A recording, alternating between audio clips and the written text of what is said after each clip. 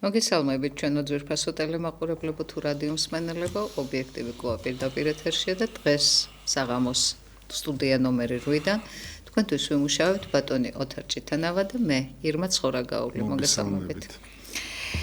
ბატონო ოთარ, არ შეიძლება ჩვენ ახლა საუბარი არ დავიწყოთ სწორედ იმ ბრიტანულ სანქციებზე, რომელიც მან დააწესა ორი მედია საშუალებისთვის, ეს არის პოსტივი და იმედი, რატომ? იმიტომ რომ ჩათვალა რომ ეს არის სწორედ სახელისუფლებო არხები, თუმცა უნდა ვაღიაროთ რომ დიახ ისინი ნამდვილად სახელისუფლებო არხებია და გამომდინარე აქედან მოკლედ დააწესა ეს სანქციები, თუმცა ჩვენი ხელისუფლება თითქოს და არაფრად მიიჩნევს ამ სანქციებს და ბატონი კობახიძის განმარტებით არაფერი არ შეიცვლება, ყველაფერი იგივე ტემპით წავა, თუმცა მოდით პირდაპირ ვთქვათ, რას ნიშნავს ეს ამ სანქციების დაწესება. პირველი ის არის, რომ აქტივები გაიყინება. მეორე ეს გახლავთ სწორედაც დირექტორის დისკვალიფიკაცია. მესამე გახლავთ ის, რომ ხელფასებს ვერ გაცემენ ელემენტარული მიზეზის გამო, იმიტომ რომ საბანკო ურთიერთობა არ ბანკებთან ურთიერთობა არ შეუძლიათ. იქ არ აქვთ უფლება განათავსონ რეკლამები. არ შეუძლიათ მოკლედ საერთაშორისო პარტნიორებთან რაღაცა ხელშეკრულებების დადება და ასე შემდეგ. მოკლედ უამრავი ჩამონათვალია და ეს ნამდვილად სერიოზული დარტყმა არის ჩვენი ქართული მასმედიისთვის და მით უმეტეს ამ სახელისუფლებო არხებისთვის, ხო? აი როგორ ფიქრობთ თქვენ, იმსახურებდა ეს ტელევიზიები თუ რამდენად ობიექტურად აშუქებდნენ ესენი ამას და მეორე საკითხია კიდევ ძალიან მნიშვნელოვანი, რომ ხელისუფლებას არაფრად რომ მიაჩნია. აი როგორ შეიძლება ბატონი კობახიძე რომ ამბობს, რომ ეს ფურცელზე დარჩება, თორე პრაქტიკულად არავისთვის არაფერი შეიცვლება. აი რას ნიშნავს პრაქტიკულად არავისთვის არაფერი არ შეიცვლება? ეხლა მე ჩამოთვალე ის შეზღუდვები, რაც მათ დაუწესდა და რანაირად შეიძლება ეს მოგვარდეს პრაქტიკულად, აი თქვენი გადმოსახედიდან, როგორ ვენდოთ ბატონ კობახიძეს? მივესალმები ტელემაყურებლებს და რადიო მსმენელებს. ორი კვირა ეთერში არა ვარ. სამწუხარო ამბავის გამო და კიდევ ერთხელ ვიზიარებთ თქვენს სუხარებას ბატონო. მადლობა.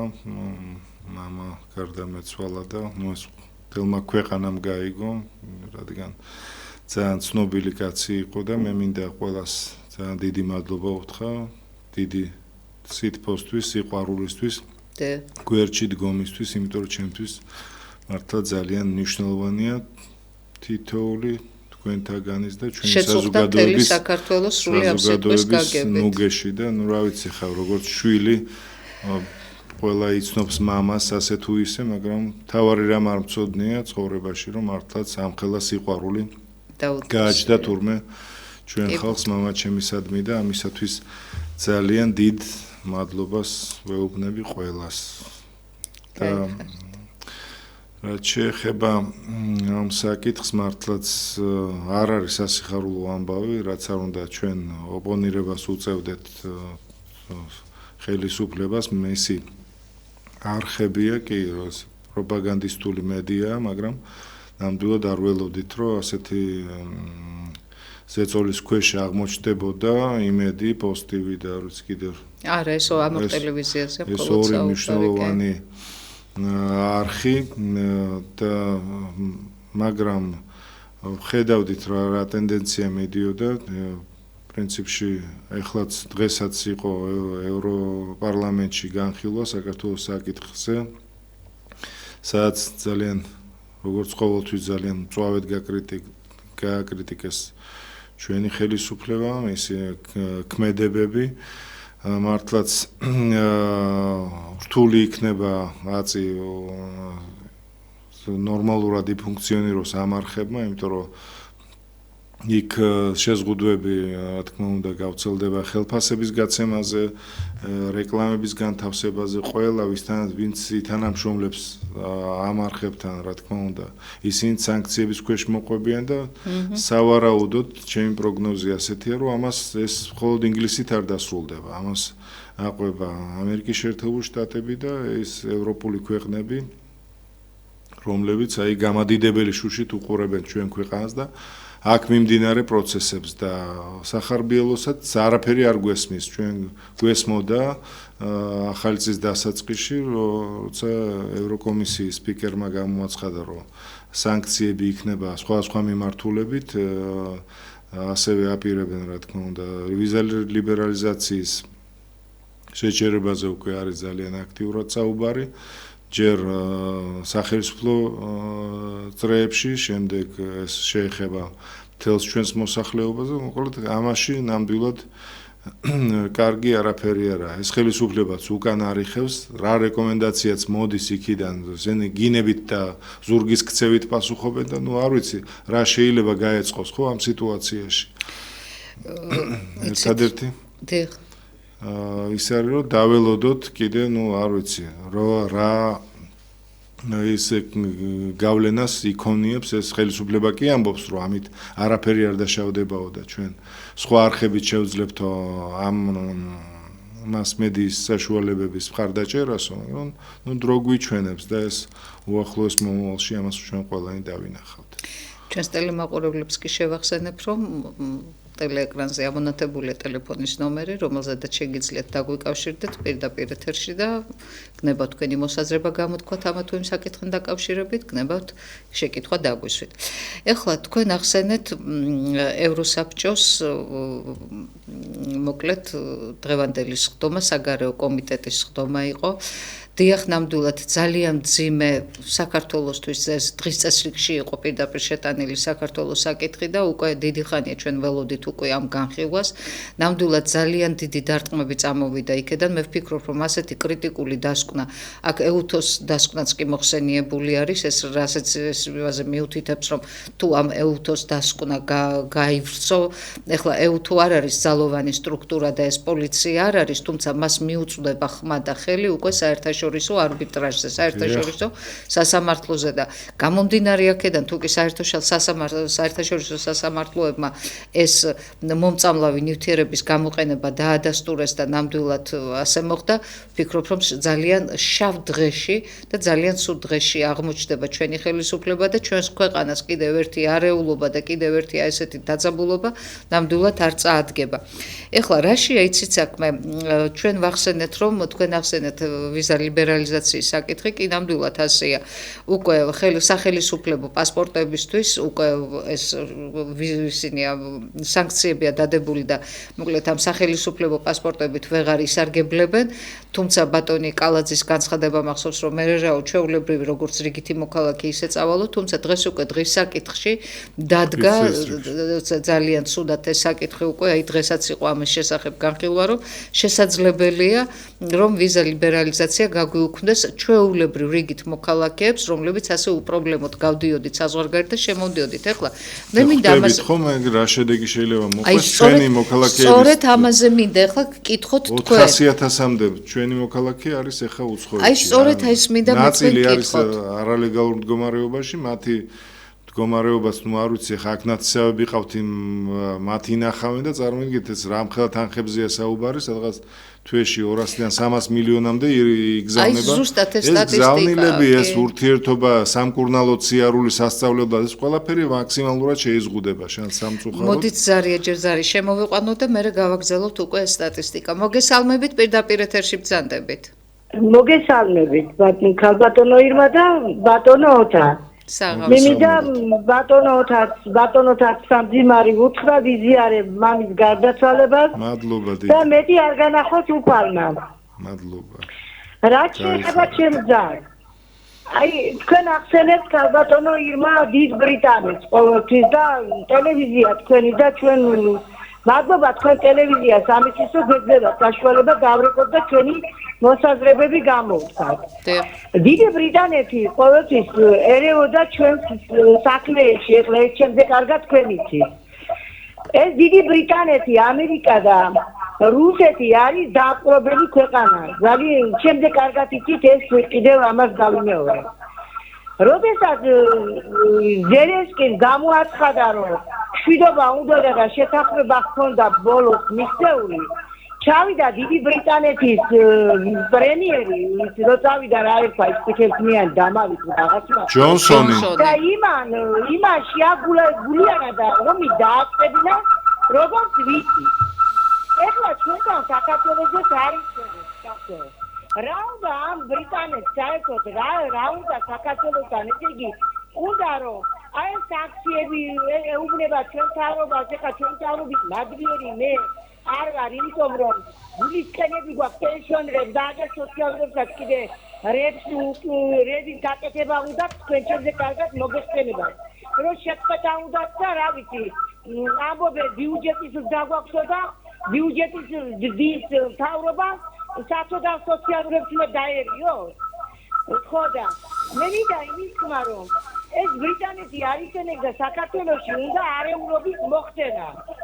განა რას აძლევს ეს ბრიტანეთი ამ ოპოზიციებს და ამ ოპოზიციურ არხებს რომ ესე იგი აი შაგიმარები არიან შემოსეულები არიან საქართველოში.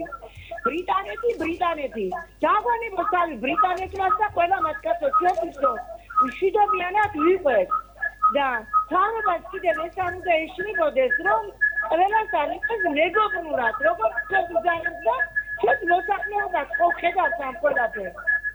ამიტომ არავის გავლენის ქვეშ არ უნდა ვიყოთ და უნდა იქნეს აი თვითონ ისეთი გადამწყვეტი და ისეთი პოლიტიკა უნდა მიყავდეს რომ მშვიდობაც იყოს და არც არავინ მოიძულო და დაგვანებოს ამ ბრიტანეთმა თავი კაცო ამერიკასაც იჯავრება ეს ბრიტანეთი როგორც გასაგები. მადლობა. გაცემთ ბატონო თერპასოვს მეც გავცემ. ბრიტანეთის საუკარგიანობაზე არ ვსაუბრობ, ჩვენ ვსაუბრობთ ფაქტზე, რაც რომელიც ჯერ ეგერთი ჩვენ ვსაუბრობთ ფაქტზე და ნამდვილად მის საუკარგიანობაზე არ ვსაუბრობთ, მაგრამ ხა ვთქვათ ას ვილაპარაკო, დაგვანებოს თავი ბრიტანეთმა, დაგვანებოს ამერიკამ, დაგვანებოს ევროპამ, არ ვიცი ესე მარტო სამდე უნდა ვიაროთ. მარტო ამ რეგიონში ყოფნა, რომელშიც ჩვენ ვართ ეს არის ძალიან რთული პრაქტიკულად ამ ქვეყნის დაღუპვის თოლფასია. არ შეიძლება ჩვენ მოკავშირეები არ გვყავდეს, რადგან ისეთ რთულ რეგიონში ვიმყოფებით. ჩვენ რო ვიყოთ ევროპის შუაგულში, ჩვენ რო ვიყოთ ლუქსემბურგივით ან ანდორასავით, კი გაცილებით დიდი ქვეყანა ვართ, ვიდრე ანდორა და ლუქსემბურგი, მაგრამ ისინი არიან დაცულები მეზობელი ქვეყნებიდან. ჩვენ სამეზობლოში რა ხდება? ხო ხდებით, აქეთ რუსეთი, იქით თურქეთი, სხვა ქვეყნებიც როგორ გვიყურებენ სამეზობლოში, ხო ხედავთ, აქ მოკავშირეების გარეშე დარჩენა დაღუპვას ნიშნავს და არ ვიცი, ამიტომ ვიტყვით ისე რომ რა გვინდა ბრიტანეთი, რა გვინდა ამერიკა, რა გვინდა არა, საქმე რაშია, იცით ჩემო მშვენიერო ქალბატონო, ეხლა რატომ არის ბრიტანეთზე საუბარი? ზოგადად დიდი ბრიტანეთი არის ძალიან გავლენიანი ქვეყანა და მინდა გითხრათ, რომ დიდი ბრიტანეთზე სწორება აქვს მთელ ევროპას. ჯერ ეგერთი როგორც ბატონმა ოთარმა აღნიშნა, აუცილებელია ნებისმიერ მეზობელთან თუ შორს იქნება თუ ახლოს იქნება, ყველასთან კარგი ურთიერთობა გქონდეს, თუმცა ჩვენი იდენტობა შევინარჩუნოთ, ამაში მე მგონი მეთანხმებით. ეხლა რაც შეეხება ბრიტანეთს, კიდევ ერთხელ ვამბობ, ბრიტანეთზე არის სწორება, სწორედაც ევროპის მხრიდან და მეორეც, ყველაზე მთავარი და მნიშვნელოვანი აქ ის გახლავთ, რომ ჩვენს ხელისუფლებას თავისი აქტივების უდიდესი ნაწილი სწორედაც ბრიტანეთის ტერიტორიაზე აქვს განლაგებული, ასე რომ მათთვის ეს სანქციები იქნება დამღუპველი და თქვენ როგორ ფიქრობთ, როდესაც ხელისუფლება სრულად ჩამოიშლება და დაიღუპება, ჩვენ არ გვჭირდება ასეთი გარდამავლობა, ჩვენ გვჭირდება მშვიდობიანი გარდამავლობა, ანუ ჩვენ გვინდა მშვიდობით დამთავრდეს ეს ყველაფერი, მშვიდობით წაბრძანდეს ეს ხელისუფლება, მე ვგულისხმობ უკვე სავალდებულო არჩევნებს, საყოველთაო არჩევნებს, დემოკრატიულ არჩევნებს თუ არა. წინააღმდეგ შემთხვევაში ახლა როგორ ფიქრობ დასანქცირებული ხელისუფლებას, რომლის აქტივებიც იქ დიდ ბრიტანეთშია განლაგებული ყველაზე დიდ წილად და ისინი რომ დასანქცირდება, აქ ესენი რა დღეში ჩავარდებიან და ჩვენ ხალხი რა დღეში ჩავარდებით. აი ამიტომ აქვს ამას არსებითი მნიშვნელობა და ამიტომ არის ეს ძალიან მნიშვნელოვანი. ეხლა ნუ დაგავიწყდებათ რომ სწორედ ის BBC-ც იმ დიდი ბრიტანეთის ტელევიზია, რომლის უკანაც დგას მსოფლიოს უმსხვილესი სახელმწიფოები. ეს არ გეგონოთ რომ მარტო დიდ ბრიტანეთზე მუშაობდეს ეს BBC და იქ ერთი ინფორმაცია 1000-ჯერ თუ არ გადამოწმდა და არგუმენტირებული თუ არ იქნა, იქ ერთი ინფორმაცია, ერთი სიტყვა არ გაჟღერდება და სწორედ ამ BBC-ს ობიექტივში აღმოჩნდით ჩვენ სამწუხარო ჩვენი ხელისუფლება, რომელმაც თურმე ეხლა იძიებენ ამ თემას, თურმე გამოიყენა ჩვენთვის მომწავლელი ნივთიერება. ეხლა ზარია პირდაპირ ეთერში, მოდი ჯერზარს უპასუხო და გავაგზავნოთ საუბარი. მოგესალმებით, პირდაპირ ეთერში ბრძანდებით. ისაუბრეთ, პირდაპირ ეთერში ბრძანდებით. გაითიშა. როგორც ჩანს გაითიშა. დიახ, გაითიშა. ეხლა ბატონო ოთარ, ჩვენ საუბრობთ სწორედ ამ ვიზა ლიბერალიზაციასთან დაკავშირებით და თქვენ საუბრობთ თუ რამდენად მავნებელია. ჩვენთვის ვიზა ლიბერალიზაციის მოხსნა და რამხელა ზიანის მომტანია, მაგრამ ჩვენმა ტელემაყურებლებმა რომ მიცოდენ 2025 წლის 11 თვეში, 11 თვის განმავლობაში საქართველოში ფულადი გზავნილების სახით 3 მილიარდ 300 მილიონი შემოვიდა დოლარი. ამერიკული დოლარი, რაც წინა წლის ანალოგიურ პერიოდთან შედარებით 7.5%-ით, ანუ 232 მილიონი დოლარით მეტია. ეხლა პირველ ადგილზე რა თქმა უნდა ამერიკის შეერთებული შტატებია, მაგრამ ნუ დაგვავიწყდება ეხლა რომ საუბრობთ რომ ყველამ თავი დაგვანებოსო. აგერ იტალიიდან, გერმანიიდან, საბერძნეთიდან, ისრაელიდან, ესპანეთიდან, აქ რამდენი ევროპის ქვეყანაა, ხო? აი სწორედ იქედან არის შემოსული ძალიან დიდი თანხები ჩვენი თანამემამულეებისგან და გავაგზავნოთ კვლავ თემა, ისევ ზარი შემოვიყვანოთ, მოგესალმებით პირდაპირ ეთერში ბრძანდებით. ისაუბრეთ როგორც ჩანს რაღაც ტექნიკური ხარვეზია, გამოსწორდება იმედია და შემოვლენ უკვე გაგვესაუბრებიან. მოკლედ, აი თქვენ ხვდებით, რომ აი ამდენი მილიარდობით თანხები რომ შემოდის ყოველწლიურად, რამდენით ჩვენი თანამოქალაქეა იქ წასული, თუმცა ხელისუფლებამ მათ ხმის მიცემის უფლება აუკრძალა. მათ აღარ აქვთ უფლება, რომ იქედან ხმა არჩევნებში მიიღონ მონაწილეობა და ხმა მისცენ მათთვის ასურველ კანდიდატს. აი როგორ ფიქრობთ, რაითა არის ეს გამოწვეული ბზარია, მოდით უცებ შემოვიყვან, არ გაითიშოს კვლავ. მოგესალმებით პირდაპირ ეთერში ბრძანდებით. განარჯობათ, მოგესალმებით. მოგესალმებით. ქარი ბატონო ირმა. ბატონო. თქვენ სტუმარს ბატონ ოთარს მინდა მიუსამჯობრო მავის გადაწყვეტა. გაიხარეთ. ღმერთმა ათქონოს. ეს ხოლოს თქვენი დაწევარ და წარიმდი ხაზი, ზუგდიდში და ჩადუანში ბევრი თანარეს უცნობ ყველა კარგე. გაიხარეთ. თქვენ დარგას უფლება თუნარ გააგზავნეთ საქმე. იყევით მამის წაცურად. გაიხარეთ. ეკუნა ძალიან მეტინა და ბოდიში ნაბატიეს შეკეთებით. გაიხარეთ. მადლობა დიდი.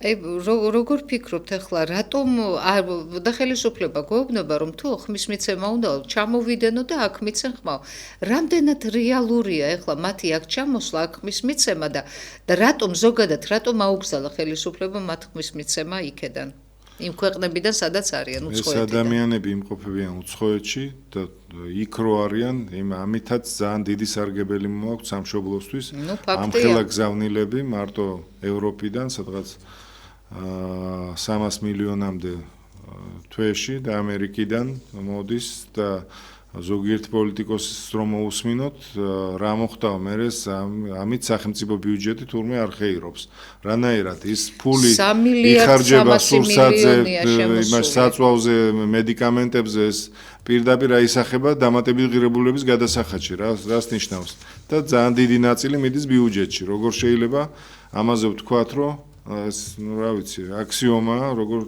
გაუგებარია რატო იყო ესეთი განცხადებები ჩემთვის ნუ საერთოდ რა ვიცი ელემენტარული ეკონომიკის უწოდინრობაზეა ეთქობა საუბარი თუ რაშია საქმე ვერ გავიგე ასე არ შეიძლება ხო გვინდა რომ რაღაც იძულებით თვალი აუხიოთ ჩვენ მოსახლეობას არ და ეს არის ტყუილი და უნდა ვთქვათ რომ ეს ხალხი მართლაც ძალიან თავისი შრომით როგორც თურქეთში ისევე ევროპაში ოჯახებსაც ინახავენ და ჩვენ ქვეყნის ბიუჯეტშიც ძალიან მნიშვნელოვანი წვლილი შეაქვთ იმით რომ მართლაც ამხელა თანხები შემოდის ქვეყანაში. ზარია კვლავ ბატონო მოგესალმებით პირდაპირ ეთერში ბრძანდებით. საღამომშვიდობისა ბატონო ოთარ გისამძიმრებთ რა თქმა უნდა და ძალიან ბევრი დაემატება კიდე სამძიმრით ხო და ეხლა რაც მთავარია კითხვაზე იცით რა მე კითხვა მებადება იმიტომ რომ ეხლა თქვენ განიხილავთ ამ საკითხს ხო იქ დასანქცირებასთან დაკავშირებით და რა შუაშია მაინც ვერ გავიგე ჩვენი მოსახლეობა იმით რომ საგებელია პრინციპში ევროპისთვის ჩვენი მოსახლეობის იქ ყოფნა გინდა სტუდენტების სახით გინდა მუშაკების სახით გინდა იმით რომ მივდივართ მოგზაურობ და იქ ტოვებთ ფულს ანუ მათ რა ხეირი იმით რომ ჩვენ ისინი შეგვიზღუდავენ ამ მოძრაობას ევროპისკენ ან ევროპაში ეს ჩემთვის გაუგებარია და მე მგონი ეხლა ასეთი იმბეცილებიც არ არიან ძალიან დიდი ბოდიში ამ სიტყვისაგან ამ ევროპაში რომ რაღაცა ვიღაცის ხუსტურის გამო იმიტომ რომ მთავრობა არ მოსწონს და ხალხი დაასანქცირონ არაფრის გამო ჯერ ესეთი ყველა საბუთი მოწმდება როდესაც ჩვენ გადავდივართ საზღვარს და იმ საბუთის მიხედვით სახელი და გვარით ის მთავრობა იქნება ჩვენს ქვეყანაში თუ უბრალოდ მოქალაქე ეს ყველაფერი ისედაც იციან მათ სულ აჭირდება კახი კალაძეს იქ პასპორტის აღება სახელზე რო შეხედავენ იციან ვინ არის ხა რა თქმა ამას რაღაც ისეთი გადმოხვევები ასეთი რაღაცა არ ხდება რა დღევანდელ ცივილიზებულ სამყაროში ის კი არა როდესაც ერთხელ გადაკვეთავ საწყოს უკვე იციან შენი ასავალ დასავალი ხა ამაზე საერთოდ საუბარიც არ შეიძლება ხა ამდენად დებილები და ჩუნგებიც არ ვარ და არც მსოფლიო არ არის მაგისთანა ეს ერთი ხა მეორე მაინტერესებს ჩვენ რა შეგვიძლია გავაკეთოთ ჩვენ ხო არაფერი არ შეგვიძლია ჩვენ ყავს ეს მთავრობა რომელიც არის მოსული რომელიც არის როგორც თვითონ იძახის ლეგიტიმური რომელიც თვითონ ამბობს რომ ყველაფერზე საუკეთესოა როის მართავს ამ ქვეყანას და ყველაფერი მისია ყველგან აქვს გავლენა არაფერი არ ადარდებს და ასე ჩვენ რა გავაკეთოთ ჩვენ რა შეგვიძლია გავაკეთოთ რომ მოვთაფოთ იგივე ჩვენი ეგრეთ წოდებული მეგობრები რომელიც საერთოდ მოდის პირდაპირ თქვა საქართველოს საერთოდ მეგობრები არცად არ ყავს არცეთ მხარეს ყველას უნდა რაღაცა წაგლიძოს ამ ქვეყანას არცეთ ქვეყანას ბატონო ოთარი არცერთი არავინ არ არის ჩვენი მეგობარი მოდით თვალები გავახილოთ და ვიცოდეთ რომ ჩვენ საქართველოს აბსოლუტურად აყვართ არცეთი ჩვენი ერთადერთი მეგობარი და მფარველი არის უფალი ღმერთი მეტი არავინ დედამიწის ზურგზე რა ამიტომ მე მიმაჩნია რომ აი რა შეგვიძლია აი რა შეგვიძლია ჩვენ არაფერი არ შეგვიძლია ჩვენ რომ გავაკეთოთ მე არ ვიცი რა უნდა გავაკეთოთ ჩვენ აი ეს კითხვა მაინტერესებს საერთოდ აი ჩვენ რა შეგვიძლია გავაკეთოთ კი ბატონო გასაგებია უპასუხოთ ბატონო სწორად ბრძანა აბსოლუტურად ყველაფერი გალბატონო ხშირად რეკავს არის ხმით ვცნობ რომ მართლაც ძალიან სწორ ანალიზს აკეთებს პროცესების მართლა ჩვენ რა შეგვიძლია ამ ვითარებაში რა ვიცი რა შეიძლება გაკეთდეს გარდა იმისა რომ ხალხს უთხრა სიმართლე და სიმართლე არის ერთი რომ ჩვენი ხალხი რომელიც მუშაობს უცხოეთში მაგალითად ევროპაში ჩვენი სავაჭრო ბრუნვის 70% სწორედ ევროპულ ქვეყნებზე მოდის და ამერიკაზე. ჩვენი ხალხი ქმნის 5-ჯერ მეტ მთლიან შიდა პროდუქტს საზღვარგარეთ და ეს არის 5-6 მილიარდი წელიწადში და აქედან 200-300 მილიონს გზავნიან სამშობლოში და ეს თვეში და ეს არ არის ცოტა თანხა. უნდა ვთქვათ და რომ არა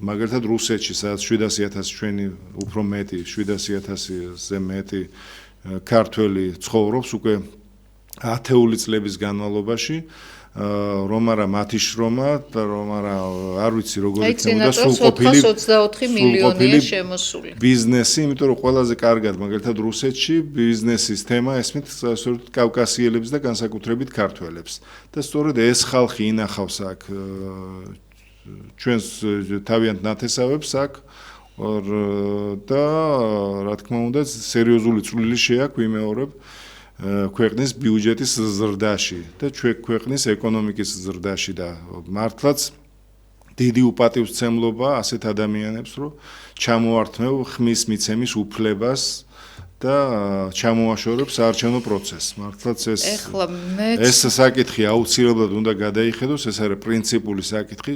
ჩვენს მოქალაქეს სადაც არ უნდა იყოს, ყველგან უნდა მიეცეს ხმის მიცემის უფლება და პოლიტიკურ პროცესში მონაწილეობის უფლება და ამის დაშვება კატეგორიულად არ შეიძლება. მე ცოტა განსხვავებული პოზიცია მაქვს ახლა ქალბატონთან დაკავშირებით ეს ბოლოზარი რომ იყო რაში გჭირდება ევროპაო და დაგვანებოს ყველამ თავია ჩემო მშვენია რომ ქალბატონო გჭირდება არ გჭირდებაზე არ არის საუბარი თქვენ განსწავლული ქალბატონი ბრძანდებით საუბარზე გეტყობათ და ნუ დაგვავიწყდება, რომ არსებობს დიპლომატიური ურთიერთობები, დიპლომატია, რომელიც ჯერ კიდევ შუა საუკუნეებიდან იღებს თავის ფესვებს, ის დაიხვეწა მერე თანდათან და დაჩამოყალიბდა და მივიღეთ ისეთი სახით, როგორიც არის. და სწორედ ამ დიპლომატიური ურთიერთობები იმისათვის არის, რომ სოფლიოში იყოს მშვიდობა და ურთიერთ შეთანხმებით, ურთიერთ გამოყენება ხდება. აი ახლა სწორედ სანამ ჩვენ ეთერში შემოვიდოდით, ნახეთ ჩვენ მოვისმინეთ, რომ აზერბაიჯანმა 202 მილიონი დოლარი დახმარება მიიღო ევროკავშირისგან. ეს არ არის ცოტა ფული ისეთი პატარა ქვეყნისთვის, როგორიც არის თქვათ სასომხეთი და მანამდე ჩამობრძანებული იყო ვიცე-პრეზიდენტი ამერიკის შეერთებული შტატების და მან უკვე მილიარდობით დოლარი გადასცა, 9 მილიარდი დოლარი გადასცა. კი ბატონო, სომხეთი მიიღებს. სამხედრო ტექნოლოგიებს დაზარალდა ამით სასომხეთი, რამით თუ რაღაცა წაართვა ეს ამით პირიქით. აი ეს არის ხეირი, ეს არის დიპლომატიური ურთიერთობა, ეს არის მოლაპარაკებები. ეხლა რატომ ეფერებიან ამ სასომხეთს? ეფერებიან იმის გამო, რაც ჩვენ გაგვაჩნია ის სატრანზიტო გზა, იმას უთმობს თავისას უკვე და თავის გზას აძლევს და მშვიდობიანი ურთიერთობა დაამყარა აზერბაიჯანთან. შესაბამისად უკვე საინტერესო ქვეყნად გაიხადა თავი და ჩვენ რაც აგვაქვს, იმას ვირთმევთ და იმას წართმების საშუალებას ვაძლევთ.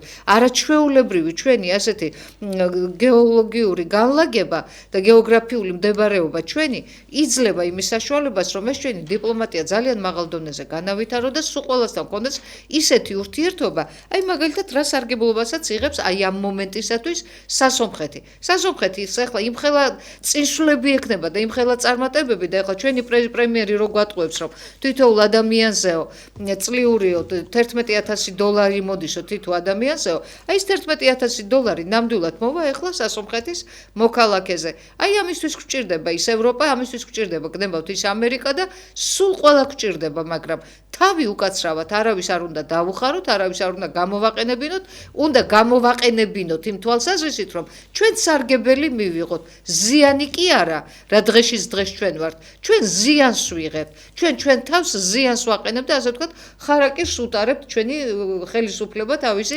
ქმედებებით და ასე რომ ვფიქრობ, რომ ყველაც გვჭირდება თავისი დიპლომატიური ურთიერთობები და ურთიერთ რაღაცა სარგებლობის მიღების მიზნით უნდა გქონდეს ჩვენ ეს ურთიერთობები აუცილებლად. ზარია კვლავ პირდაპირ ეთერში მოგესალმებით, ისაუბრეთ. საღამოშვიდობის ძირფასება. მშვიდობა მოგცეთ ღმერთმა. ოთარ ბატონო. ისამძიმოთ მამის გადაცვალებას. მადლობა, გაიხარეთ. ნაცებში იმყოფოს თქვენი მამა. გაიხარეთ, დიდი ახლა მადლობა. ეხება ხალბატონებო.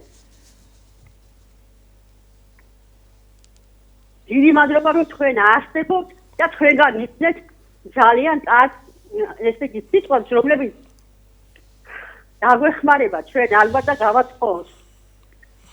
მადლობა და კარგად. მადლობა გენეცალე, გაიხარეთ. დიდი მადლობა თუ კი გვისმენთ, დიდი მადლობა თუ კი გჯერადეთ, დიდი მადლობა თუ კი თქვენ აფასებთ ამას ყველაფერს, რომ ნამდვილად რეალურად სიმართლე საიდან გამოდის, მოდის ნამდვილად ობიექტივიდან და ობიექტური განცხადებებიდან. ჩვენ ახლა ცუდი რაც არის ვამბობთ, მაგრამ რაც კარგია, იმასაც ვამბობთ და ასე რომ ნამდვილად ვცდილობთ ობიექტურები ვიყოთ. ზარია კვლავ პირდაპირ ეთერში, მოგესალმებით, ისაუბრეთ პირდაპირ ეთერში ბრძანდებით. გამარჯობათ. გამარჯობათ.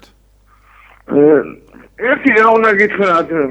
აი ეს მაღაზიები, მაგნიტები და ეს ყველაფერი ხო ოპოზიციონერებისაა და რატო არ აკრებენ პროდუქციას?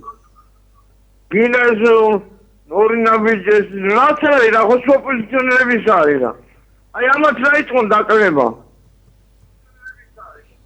ვინა ოპოზიციონერი არ ვიცით? ხაზე ბრძანდებით? არა. გაითიშა უკვე. ხო, არ ვიცი ახლა ვინ იგულისხმა ოპოზიციონერები სავარაუდოდ იგულისხმა წინა ხელისუფლებიდან გამომდინარე ეს მაღაზიები მაშინვე იყო უკვე და ჩათვალა რომ მათთან ურთიერთობაში იყვნენ. თუმცა რაც შეეხება ახლა ამ ოპოზიციონრობას და რაც შეეხება ამ ფასებს, მე აუცილებლად მოდით ამ თემაზეც ვისაუბროთ და თუ კიდე რომ მოგრჩება მე ირანზეც მინდა 2-3 სიტყვით რაღაცა ვთქვათ, იმიტომ რომ ძალიან მნიშვნელოვანია რეგიონთან დაკავშირებულია ეს საკითხი და ძალიან დაძაბული სიტუაცია გვაქვს იქ უკვე. ბატონო თარ შეიქმნა ახლა ეს კომისია, დღეს უკვე შეხვდნენ დისტრიბუტორებს, ანუ დისტრიბუციის წარმომადგენლებს და მოკლედ ეს დისტრიბუციამ ყველა მერთხმად ხელი გაიშვირა სწორედ იმ ფლობელებზე, მაღაზიათა ქსელების ფლობელებზე, რომლებიც ეგრეთ წოდებულ cashback-ებს, ანუ დანამატებს, არსაიდან მოსატანილ დანამატებს ითხოვენ, დაახლოებით ეს იწყება 25%-დან და მთავრდება 50%-ით. ანუ რაც უფრო იზრდება პროცენტი ამ cashback-ის, უფრო და უფრო იზრდება ფასდანამატი ამა თუ იმ სასურსათო პროდუქტზე და ამიტომ არის რომ ეს ყველაფერი გაძვირებულიო. ზარია კვლავ პირდაპირ ეთერში ვერ გავაჩერებ. მოგესალმებით, ისაუბრეთ პირდაპირ ეთერში ბრძანდებით. გამარჯობათ. გამარჯობათ. ხო, ახლა პირველი რაც შეეხება იმას, რომ ეს კომისიების მოწვევა და ფასებთან დაკავშირებით და შემდეგ, ეს ყველაფერი არის ბლეფი. ამას ჭირდება საკანონმდებლო დონეზე განხილვა და იქ ყველაფრის გათვლა და ასე შემდეგ და ეხლა ეს ზეპირსიტყვერება ეს ყველაფერი არის PR აქცია. გეთანხმებით. არავის არის ამას ფასდაკლება არ მოყვება. და აგერ ფაქტიც არის ის რომ უფრო მეტადაა გაძვირებული პროდუქტი ბოლო დღეებში რო შეხვიდეთ მაღაზიაში. კი ბატონო.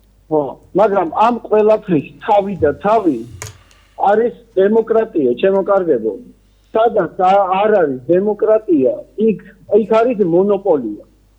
ხო და მონოპოლია კიდე, როდესაც სულ რაღაც 5-10 კაცისგან შეა ყველაფერი და ეს ერთი სისტემა არის ფაქტობრივად. ხო, იქ აზრი არ აქვს ამ საკითხზე ჯერჯერობით. კი ბატონო. ხო და კიდე მეორე საკითხი რა სიტყვით აი ამ ტელეკომპანიების დასანქცირებაზე. კი ბატონო. თქვით. ჩვენ ხო, გაითიშა. ჩვენ უკვე ვისაუბრეთ სწორედ ამ ტელეკომპანიებთან დაკავშირებით. ცოტა ეს პირველი საკითხად იყო გამოტანილი, როგორც ჩანს თქვენ ცოტა გვიან შემოუერთდით. ეხლა რაც შეეხება ამ ფასების კომისიას, მე სრულად ვეთანხმები ბატონს, რომელმაც ბრძანა რომ ეს საკანონმდებლო ორგანოს დონეზე უნდა იყოს განხილული, ანუ კანონში უნდა იქნას შეტანილი. იცით რომ აფთიაქების ქსელებში რაც რამე პრეპარატები იყიდება 11,000-დან 13,000-მდე დასახელება უკვე რეფერენტულ ფასს ექვემდებარება. ანუ რეფერენტული ფასი არის ის ფასი, გუშინ მე და ბატონი დავითით საუბრობთ ამ თემაზე, რომლის ზევითაც უკვე აღარ შეიძლება ფასის დაწესება, მაგრამ მიუხედავად ამისა ჩვენ ხედავთ რომ ძალიან დიდი ფასებია. ანუ კანონში პირდაპირ უნდა იქნას გაწერილი, როგორც ამ წამლებზეა გაწერილი, ისე ყველაზე, მაგრამ უნდა დაიწიოს ის ზედაზღვარი. მე ვფიქრობ რომ ეს არის გამოსავალი რომ ზედაზღვარი კანონში თუ პირდაპირ გაიწერება რომ აი ამ ზედაზღვარს ვერავინ ვეღარ გადასწდება და რაღაცა cashback-ებიო, იქ ჩემ თაროს რო იკავებო, ან შემოგიშვებ ან არაო და სხვათა შორის ერთმა ქართველმა მწარმოებელმა ისეთი კარგი განცხადება გააკეთა რომ პირდაპირ კანონში იყოს გაწერილიო რომ არავითარ შემთხვევაშიო ამ მარკეტებს არ კონდეს უფლება ქართული წარმოების პროდუქციაზე უარის თქმაო. ვალდებულები უნდა იყვნენ რომ საქართველოში ნაწარმოები ყველა პროდუქტი იქნას შეტანილი, იმიტომ რომ გაჯერებულები ვართ ამ უცხოური პროდუქტით. ახლა იცით რა მე თვითონ ძალიან მიყვარს ცხობა. და ჩემი გამომცხარი ნამცხარი ხო მეორე მესამე დღეს უკვე მაცივარშიც რომ შეინახო, უკვე გემო აქვს შეცვლილი. თვეობით უცხოეთიდან შემოტანილი ეს საკვები პროდუქტი თავისი კრემებით, ჯემებით, ყველაფრით გაკეთებული, რაღაც ცელოფნებში ჩადებული, ეს ხო ყველაფერი ქიმიაა და შხამია, ხო? აქ ადგილზე წარმოებულს კიდევ ხო სულ სხვა ხარისხი ექნება და სულ სხვა სარგებელი ექნება. გადავსებულია თბილისის მაცივრები, კი ბატონო, გადავსებულია აი ამ უცხოური ნამცხრებითაც კიდევ. მაგალითად fast food-ის ეს McDonald's-ის და მსგავსი რაღაცები ვიცნობ მე მაცივრის მეპატრონეებს. დიახ.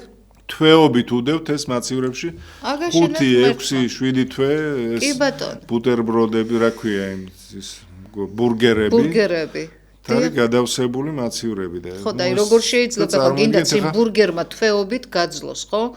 ესე იგი ეს იმას ნიშნავს რომ ქიმიით გაჯერებული ხელოვნურ საკვებს უკაცრავად თქვენ და გვატენიან და აქ ადგილზე ნაწარმოები არ მიიღება, იმიტომ რომ არ სჭირდებათ ეს, იმიტომ რომ იმპორტიორები რო შემოაქვთ უკვე აი ამ დისტრიბუციისგან იმ ხელა кэშბეკებს უწესებენ და ურჩევნიათ კიდევაც რომ მათგან მიიღონ, ვიდრე ადგილზე წარმოებელმა რაღაცა იაფად შეიტანოს. არ აწყობთ ეს. ამ ფასტ-ფუდის ყველაზე ხშირი მომხმარებლები არიან ჩვენი ახალგაზრდები. ახალგაზრდობა, კი ბატონო. კი ბატონო. ამიტომ არის რომ ამდენ გაახალგაზრდა ინფარქტიც, ინსულტიც და ასე შემდეგ. ხო, სიმსივნეები როგორ მომრავლდა. ზარია კლოპინდაპირ ეთერში მოგესალმებით ისაუბრეთ. მოგესალმებით. საღამოშტობს. ბატონო თარ ისამჯივრებ მამის გარდაცვალებას. მადლობთ. მადლობა დედაზე. გაიხარეთ, მადლობთ. რაც შეეხება დღევანდელ მდგომარეობას თვითონ დაკავშირებით. ეს თავრობა ერთი ხელის მოსვლის შეუძლია რომ გადაწყვეტოს, მაგრამ ამის გადამწყვეტი ეგენი არ არიან. ეს მიწები რომ დაარიგეს უპრაგონოდ, ბატონოთას მე კარგად იცნობ გადაბნის რაიონს, მე ბევრჯერ შეგეხმიანეთ ამ ტრასთან დაკავშირებით, აღარ გამეუბნები. წყალი რო არ არის, ხო? ხო, მე გეოლოგი არ მალავ სახეს მიხეილ უბჟანიძე. არ მალავ სახეს.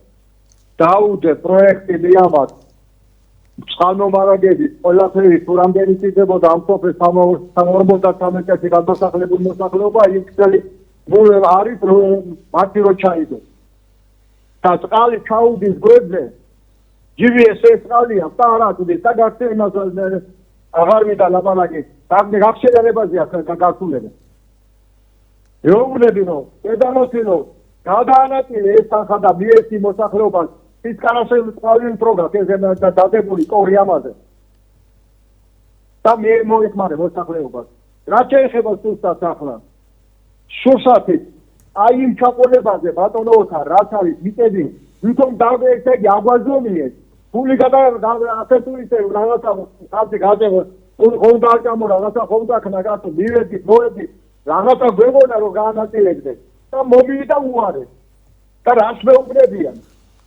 ეს მიწებო გაცემულიაო არენდითო აბა მაჩვენეთ არენდა რამდენი წითაა გაცემული თურამია შემოსამოვალი ამ არენდიდან ეს მიწები დაკავებულია გახრიოკებულია და ის ვიღაცა თურქი მამაძაღლი ოხენი თუ ვიღაცა საღაიდან მოტრეული აქვს დასაწყობებული და არ ამუშავებს ამ დროის ბატონოთარმა იცის რომ ჯეწილი იყო უკვე გაპარჯების მიმდებარე ტერიტორიებზე და მოსავალშეებდა გაზაფხულზე მაინც სად იქნება პროდუქცია სად გვექნება ჩვენ პროდუქცია თელი საქართველოს დაუხნავია მეურნეობა გაპარტახებული არ აინტერესებს სახელმწიფოს თუ აინტერესებს მასე ეხლა მაგას მიცემდა და რაღაცას მიცემდა და გააკეთებდა ეხლა ახალ გაზი და გუთას რაღაცას გააკეთებდა აღარ უნდა მასი ტრაქტორი მაგრამ არ არის კეთილინება არ არის პოლიტიკა რო იყოს ასე ერთი წაველა იმას რა ქვია ქვეყანა ვარ არ შეიძლება თქვენ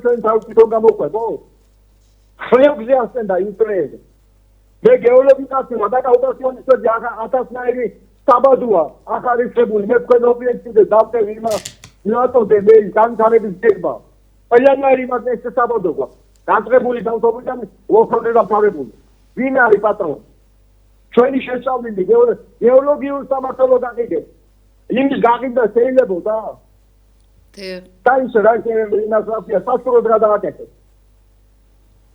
ეს ნამუშევრები დელსოი ნამუშევრები და კაპიტალი არეკარება იმას ქვეყანა როგორ ასენდება ახლა მაინიტიდან მინდა რომ შეიძლება უკიდებენ ამას ახლა როგორ უნდა შეუერთდეს პოლიტექნიკური ინსტიტუტი იმას რა ქვია უნივერსიტეტის შედის ლექტორი მარტო ხდება სტუდენტი და მერხე აქ პოლიტექნიკური ინსტიტუტის შედის მეცნიერი და კითხულობს ლექციას უკანად ლაბორატორია ჩათვლა გამოსვლა 4 ჯერ ბარდება საგანი შეიძლება ამის შეერთება და 5 სახსნის პოლიტექნიკური ინსტიტუტი და უერთებს უნივერსიტეტს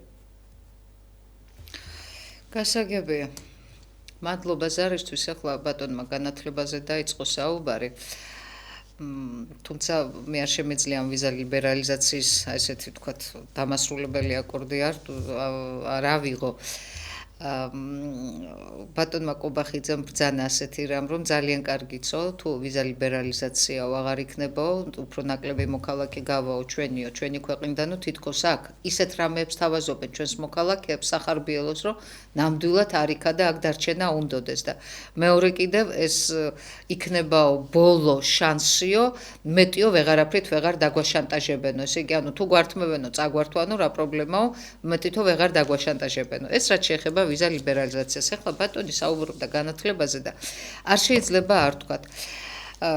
ძალიან მნიშვნელოვანი ფაქტია.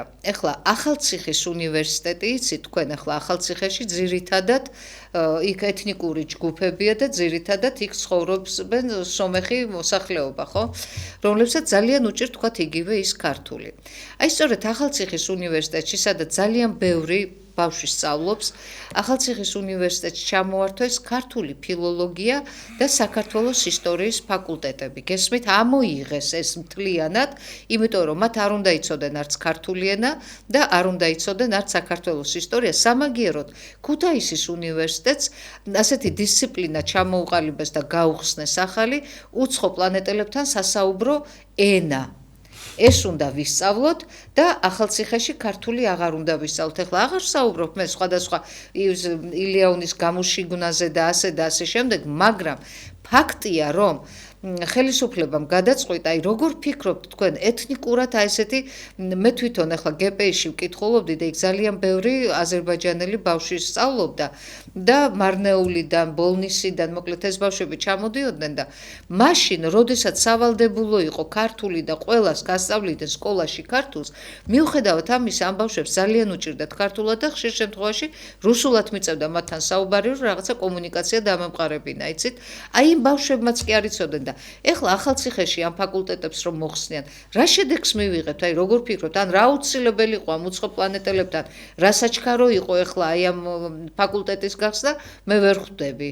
არ ვიცი. პირიქით იქ-სადაც ეთნიკური უმცირესობები არსებობენ, ახალქალაქი, მარნეული, გარდაბანი, ეს ყველგან ეს უნდა სადაც არის უმაღლესი სასწავლებელი, ქართული ენა აუცილებლად სკოლებში. მიშა სააკაშვილის დროს იყო სავალდებულო, გესმით? მიშა სააკაშვილმა შემოიტანა ეს მე კარგად მახსოვს და სავალდებულო იყო ყველა მათ სკოლაში გაძლიერებულად ასწავლიდნენ ქართულ ენას. მიშა სააკაშვილმა და რას აკეთებს ეს ხელისუფლება, ღმერთო, რა წამომცდა ეხლა მე უკვე რომ მიშაზე რაღაცა კარგი ვთქვი. ანუ მაიძულეს უკვე იმ ზომამდე მიმიყვანეს რომ მიშაზე უკვე კარგს ვლაპარაკობ, გესმით, იმათთან შედარებით, ესენი რას გვიკეთებენ? პირიქით, კიდევ ზარია ეთერში შემოვიყვანოთ, მოგესალმებით, გისმენთ პირდაპირ ეთერში ბრძანდებით. საღამოშიდობის. მადლობა დიდი. მამის გარდაცვალების გამო. მადლობა.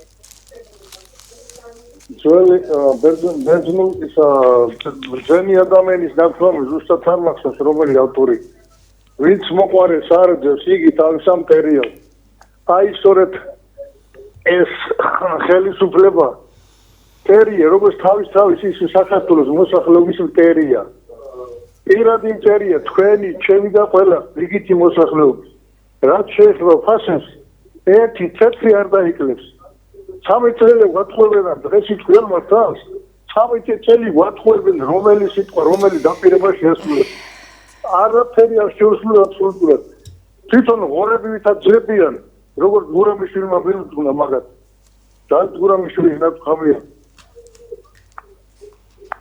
სხვა რა თქო ფასებს არაფერი განათლებას ხო ნოლზე ასწორებენ განათლებელი ხალხი უნდა რომ მათი ბატონო 10-20 წელი 2040 წლამდე უნდა სადამნელად ბატონობა განათლებელი ხალხი ადვილად რომ მართონ გაუნათლებელი ხალხი მენტალიტეტი აი განათლებული აკადემიური ხალხი ბევრია რა უნდა მაგათ პოსტებზე მეოთხე კლასის რა უნდა პრეზიდენტად მეოთხე კლასის განათლების კითხვა არ იცის რომელ პრეზიდენტს დაელაპარაკება მაინტერესებს პირადად თუ დაელაპარაკება რომელი პრეზიდენტი გასაგებია, მადლობა. ბატონო ოთარ, წუთ ნახევარიღა დაგვრჩა და თუ შეძლებთ რომ ჩაეტიოთ 2-20 სიტყვით, მოდით რაღაცა შეფასება მივცეთ ირანში მიმდინარე მოვლენებს. კიდევ ერთ წუთს დაგვიმატებენ იმედია ოპერატორები, ხო, მართლა ძალიან მნიშვნელოვანი პროცესები მიდის ძალიან ახლოს საქართველოსთან, ეს არის რეგიონი ჩვენი რეგიონი. ესე იგი სპარსეთის ყურეში ყურე არაბეთის ზღვა არის პრაქტიკულად გადავსებული ამ ავიამზიდებით, მართვადი რაკეტების გამანადგურებლებით, კრეისერებით და სადესანტო გემებით.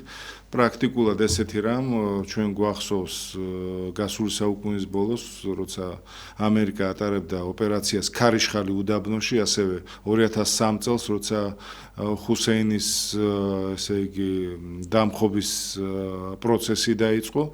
მას შემდეგ არ გვახსოვს ჩვენ ამხელა ამდენი სამხედროების კონცენტრაცია, ამხელა მასშტაბის კონცენტრაცია ამ რეგიონში და მართლაც ძალიან დიდი ალბათობა ომის უკვე მაღალია ირანსა და ამერიკას შორის, რა თქმა უნდა, იქ ჩაერთვება ისრაელიც აუცილებლად და თვლი ამერიკა მოითხოვს ისევ ამ ბირთვული პროგრამების დახურვას, ჰამასის, ჰეზბოლას, იქ ჰუსიტების დაფინანსების შეწყვეტას, რის კატეგორიულ უარზე არის ირანი, იმიტომ რომ თვლის, რომ ამით მისი რეჟიმი დაემხობა. ასევე ირანი არ ჩერდება და ბოლო გასულ კვირას ესე იგი ირანის სასამართლომ 30 მომიტინგეს გამოუტანა სასიკვდილო განაჩენი, ამ ხრივაც არ ჩერდებიან. ეს მართლა ძალიან რთული ვითარება. ჩვენ გვახსოვს გასულ წელს 12 დღიანი ომი, როცა ძირითადი ეს საშტაბო ისინი დაბომბეს, სადაც სამხედრო ხელმძღვანელობა იყო, ასევე ჰაერსაწინააღმდეგო თავდაცვის სისტემები გაანადგურეს, მაგრამ ირანმა შეძლო და შეავსო დანაკარგები იმით, რომ რუსეთმა და ჩინეთმა მიაწოდა ეს ჰაერსაწინააღმდეგო სისტემები, არა იმ რაოდენობით, რაც გაანადგურდა, მაგრამ მნიშვნელოვანი ნაწილი აღდგა. ხა ირანი ძალიან დიდი ქვეყანაა, 90 მილიონიანი ქვეყანა, ერთ-ერთი უმდიდრესი ქვეყანაა ნავთობით და გაზით, სადაც ოპეკისში არიან მესამე თუ მეოთხე ადგილზე ორივე მიმართულებით, თუმცა აქვს ძალიან დიდი პრობლემა, რომ არიან სანქციებში და იქ მართლა ძალიან რთული პრობლემაა და ახლა ომის თუ დაიწყო მართლაც ძალიან დიდი საფრთხეები ჩდება, პირველ რიგში ეს არის დევნილები, წარმოიდგინეთ 2-3%, მაქვს 5% დევნილების, ახლა არ ამგონია იქ სამეზობლოში აქვს პაკისტანი და ავღანეთი იქითკენ წავიდნენ, უფრო დაიძრებიან ჩვენკენ, რაც მართლა ძალიან დიდი საფრთხის შემცველია, იმიტომ რომ ამ დევნილების ნაკადის ასე შეჩერება მართლა ძალიან რთული იქნება კავკასიისთვის და ღმერთმა ქნას, რომ ესე არ იყოს. პირველ რიგში ალბათ საუბარი იქნება პოლიტიკური ხელმძღვანელობის, ძირითადად სასულიერო ლიდერების ლიკვიდაცია და შახის შთამომავალი ამბობს, რომ მეო გარდამავალ მთავრობას შემიძლია უხელმძღვანელო, შემდეგო ჩატარდესო არჩევნებიო და არჩევნების გზით არჩეულმა ხელისუფლებამ მართოს ეს ქვეყანაო. საერთოდ დემოკრატიული ეს ამის განვითარების სისტემა იმდენად არის მორღვეული ქვეყანაში, რომ ახლა ძალიან გაჭირდება, რომ ახლა ასე უცებ დემოკრატიულ რელსებზე გადავიდეს ქვეყანა. ამას ჭირდება ძალიან დიდი დრო. უნდა დაველოდოთ პრინციპში უკვე რაღაც საათები და დღეები გვაშორებს იმას, რომ ალბათ უფრო სამწუხაროდ ეს სამხედრო კონფლიქტი რეგიონში ხდება გარდაუვალი. ღმერთმა ხო, ეს ძალიან ცუდია, რა თქმა უნდა, ღმერთმა ქნას რომ დარეგულირდეს, თუმცა მე ძალიან მძიმედ მეჩვენება ეს ამბავი. მოსახლეობას არ შეეხოს. ასე რომ ჩემო ძვირფასებო ძალიან დაძაბული სიტუაცია გვაქვს რეგიონში, მთავარია მშვიდობა და კიდევ ერთხელ მშვიდობიან ღამეს გისურვებთ. კარგად ზანდებოდეთ. კარგად ზანდებოდეთ.